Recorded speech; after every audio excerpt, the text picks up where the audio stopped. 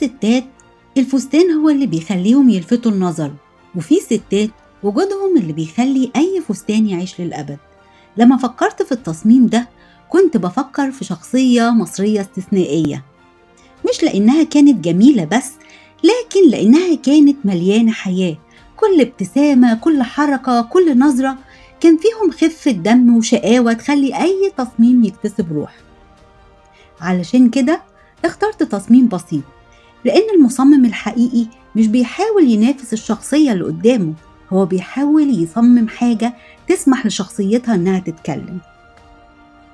كل خط في الفستان، كل كسرة، كل حجم ما اتعملش عشان يسرق الانتباه، اتعمل عشان يخدم الحركة والأنوثة والمرح.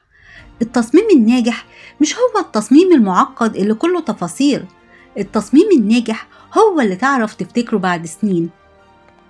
وفي السلسلة دي هعيد تخيل أيقونات الجمال المصرية بتصميمات جديدة، ووريكم إزاي الفكرة ممكن تتحول من مجرد خيال لفستان ينبت بالحياة. الفنانة الجميلة اللي هتلبس الفستان النهاردة هي الفنانة سعاد حسني، سندريلا الشاشة.